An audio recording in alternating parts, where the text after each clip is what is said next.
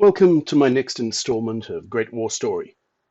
In this case, I'm talking about the farcical court-martial of Private Henry Andrus from the New Zealand Mounted Field Ambulance, and I've called the episode Barbers, Bacon and Bull. I mentioned Private Andrus briefly in a previous episode when there was a comment about the New Zealanders at Palmerston North doing route marches to toughen them up, and there was a reference to old Bill Andrus, who was 41 years of age. The guy had actually forgotten his name. He wasn't called Bill at all. His name was Henry, but that was the guy we're going to be talking about today.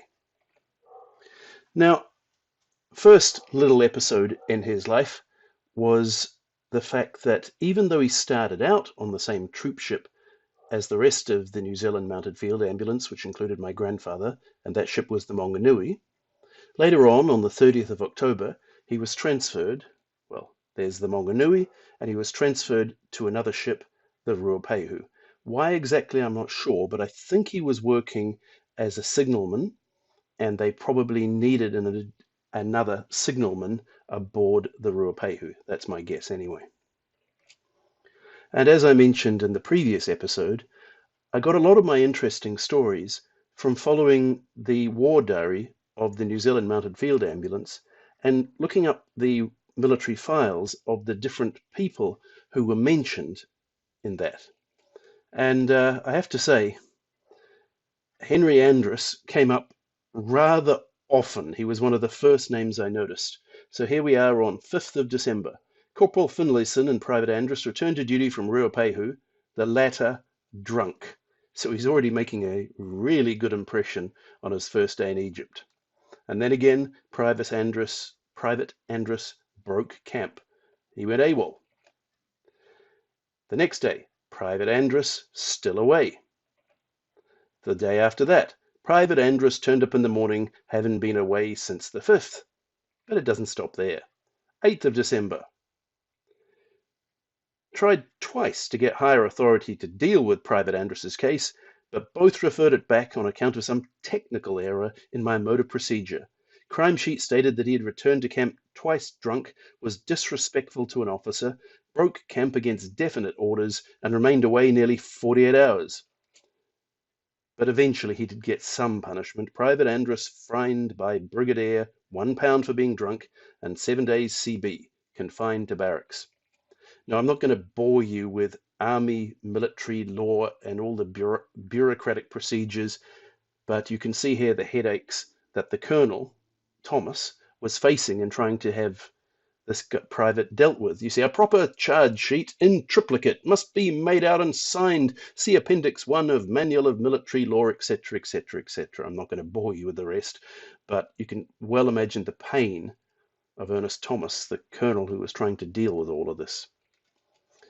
Mind you, Henry Andrus is not done getting in trouble yet. 17th of December. Private Andrus, 2 days confined to barracks, and Bugler Hardigan, 4 days confined to barracks for coming in late. And you may recall that I actually read out a letter to the newspaper from Bugler Hardigan in a previous episode. And then 14th of January, held an inquiry into charge against Private Andrus for being concerned in the sale of government property. Charge denied by Andrus. Evidence of natives conflicting, and considered sufficiently so not to warrant applying for court-martial. Reported fully to Captain Brown, APM, and undertook to ask for court-martial if he wished the matter ventilated. And then, 6 days later, paraded whole unit and convalescent patients in one line, and 3 natives independently picked out Private Andrus as being the man that sold the butter to a local barber. What exactly is going on here? We've had a whole witness lineup and all of the rest. Now, what's also rather interesting is that when you look at Andrus's conduct sheet in his military file, none of this stuff is there. It's all missing, which tells you that just because you only see one thing in the conduct sheet of other soldiers, there may well have been other things they did wrong. The only thing that you actually get here is something from June 1915 about being absent without leave and getting 168 hours detention, again from Lieutenant Colonel Thomas. Now, who is this Lieutenant Colonel Thomas who's the commander of the New Zealand Mounted Field Ambulance. Well, that's him. Two rather nice photos of him.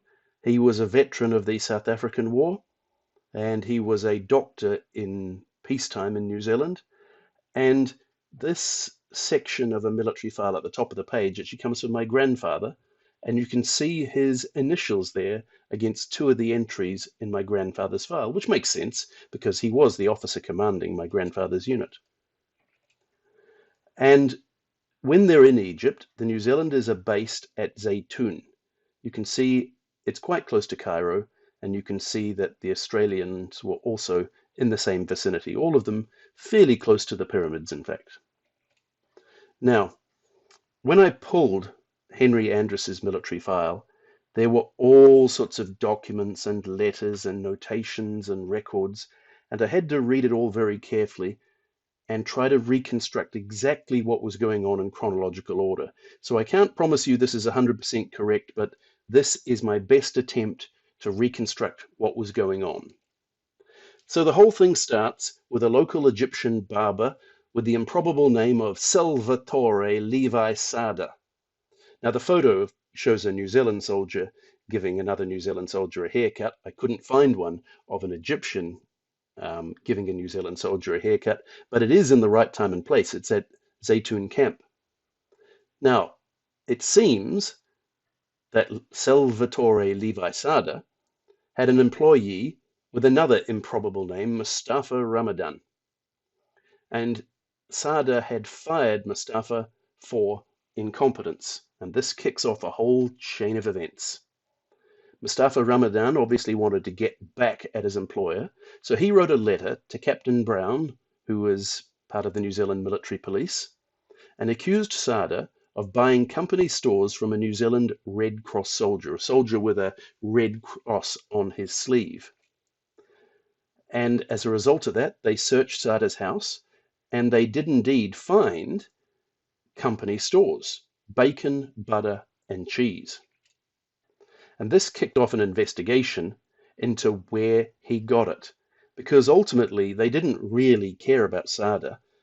The person they were after was the New Zealander who was guilty of selling the stuff. And the particular person who was in charge of investigating it was the Assistant Provost Marshal, the APM. His name was Charles Henry Jeffreys Brown. Now, they didn't call them military police. They called them provost marshals, and this is the guy in charge of investigating the whole thing. I looked him up to see what happened to him, and he did rather well in his military career. At Gallipoli, he rose to command the Canterbury Battalion, and in May of 1915 was severely wounded. Later in the war in France, he was promoted to Brigadier General, and tragically was killed by artillery fire in 1917. And there's a photo of his gravestone. What was even more interesting for me as I researched this was that I'd already used this photo of General Godley attending a funeral in France. What I hadn't realized at the time was that this particular funeral had also crossed the path of my grandfather and my previous research, because this is General Godley actually attending the funeral of Charles Henry Jeffreys Brown. Now, the other person whose name appears throughout of all of this is Sir Edward Walter Clervaux Chaytor. And he at the time was the AAG, the Assistant Adjutant General, and he was responsible for dealing with this. He would be the one trying court-martials, etc., etc. And I actually have a whole book about the guy that I found at a second-hand book sale in New Zealand called Fiery Ted, Anzac Commander. And the reason why he gets a book of his own is he actually rises ultimately to the rank of Major General, the very model of a modern Major General, perhaps. So Brown, the military policeman, writes to Chaytor, "It's very difficult to get reliable statements from native witnesses, but as Salvatore says that he has at least 3 other men who can identify Andrus, I'm of the opinion that further inquiries may be advisable." So Brown then goes to Lieutenant Colonel Thomas and asks for him to parade all the men so he can bring the eyewitnesses of Salvatore and his other witnesses to see if they can finger the culprit. And you can see here the list of different witnesses with somebody called Ahmed Ali and a few others there. And here we have the statement of Salvatore Levi Sada. From 16 days ago, a soldier sold him every 2 days, 7 times in total, a packet of butter, which he stated was his own private portion of butter. The same packet the soldier received 1 shilling. The same soldier sold him on one occasion bacon and cheese. Witness identified Private Andrus as the man who sold him the above articles. Private Andrus had a meal at his private house and left his big greatcoat behind. Now it says in this report that Private Andrus immediately denied these statements. Sada also said that he gave Private Andrus medicine to cure his venereal disease. Now, if you don't know what venereal disease is, it's more commonly called an STD these days. And Private Andrus denied this and submitted himself for examination immediately after evidence of witness was taken. Private Andrus has been found free from infection at every venereal inspection. Now, it was very hard to find a picture to illustrate this, but I found one at least that was safe for work, shall we say, because they did indeed have to down trousers about once a week, in fact, for a regular inspection to see if any of the soldiers were showing signs of disease, because they were actually having quite a problem with this with the New Zealand and Australian troops and the prostitutes in Egypt. And they actually sent a number of them on troop ships home to New Zealand with syphilis and gonorrhea and the like.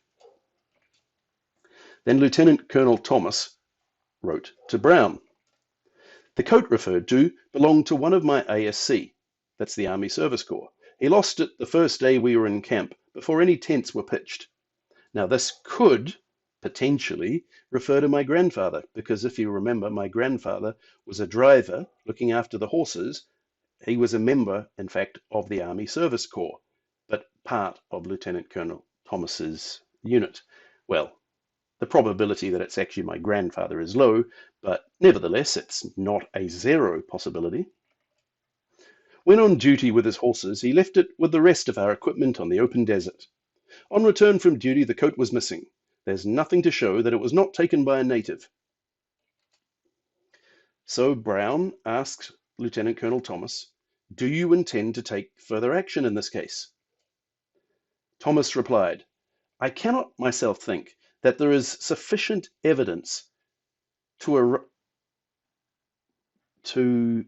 warrant a conviction. If you think there is, or that the matter should be ventilated," I can't make out the next word, "I will gladly apply for a court-martial." So it seems that Thomas wasn't exactly too keen on court-martialing this private. But somehow or other, perhaps in a conversation because it's not in the military file, Thomas is persuaded that a court-martial is indeed warranted, because we have the New Zealand Military Forces application for a court-martial signed by Thomas charging Private Andrus. And here's the charge sheet. In that he, at Zaytoon Camp, about the 5th day of January, 1915, when employed in the stores tent in the Mounted Brigade Field Ambulance area, sold to Salvatore Levi Sada 8 pounds of butter, valued at 12 shillings, 8 pounds of cheese, valued at 8 shillings, and 8 pence and 4 pounds of... I've been reading this completely wrong. So, 8 pounds of cheese, valued at 8 shillings and 8 pence, and 4 pounds of bacon, valued at 4 shillings, part of said stores. So, that's the charge for selling bacon, cheese, and butter to a local barber. But at the same time, you can still see that Lieutenant Colonel Thomas is not exactly too keen on convicting this guy. Mustafa Ramadan, whom Salvatore Levi Sada states was present in his shop when Private Andrus sold the butter, denied ever having seen Private Andrus before. "I don't know this man." And then the Lieutenant Colonel writes to Colonel Chater, who's basically the judge, to the AAG. "I would respectfully point out that, in the event of the weight of evidence being against Private Andrus, the man is of a highly nervous temperament and has undergone the equivalent of severe punishment by being kept in suspense as to the result of the inquiry held originally on January 13th, 1915. In other words, Go easy on the guy, he's a nervous wreck. Maybe you could just consider that to be punishment enough? And then we have the reply from Chater. As it would appear from the evidence that a conviction could not be secured, Private Andrus may be released. Please return file. Zaytoon, 4th of February 1915. And Thomas replies, noted with satisfaction. And there's not much more to report. Private Andrus serves all through the war, and he has a few times being admitted to hospital with different conditions. He was a man in his 40s, not ideally suited to the trenches, I suppose. But sadly, he did not make it all the way through the war. The official army form relative to the above-named deceased soldier has been received from the front, and following particulars are extracted therefrom for your information. He was admitted to Military Hospital Gravesend with valvular disease of the heart in August of 1918. Transferred from Military Hospital to No. 2 New Zealand General Hospital at Walton-on-Thames, later in August. Died of disease, dilated action of the heart, and I can't pronounce that word, in September. Buried in Brookwood Cemetery by Reverend Tobin, the 13th of September, 1918. So perhaps it's true to say that he was of a nervous disposition. It certainly seems that he had a weak heart. And I was able to find a photo of his gravestone that is in England today. And I'd like you to pay attention to his age on the gravestone, age 47. Because when you look at his attestation papers in 1914, he said that he was 40 years of old. He was 40 years of age. You see, 40 was the maximum age they were accepting troops in 1914. But the math doesn't add up, does it? 40 years old in 1914 does not make him 47 years old in 1918. In other words, Andrus had lied about his age. You always hear stories about young men, like Bugler Hardigan, who was only 17, lying about their age to seem older. This is an example of an older man lying to seem younger so that he could serve. And that's all I have to tell you about this, well, somewhat amusing story, I'll have to say, of Private Andrus. Well, he was a corporal by the time he died, but he was a private when they thought about court-martialing him. To be honest, I'm not sure they ever actually carried through with a formal trial, or after hearing all of the contradictory witness statements, they just waved it away and said, forget it. All the same, let's just say rest in peace, Corporal Andrus.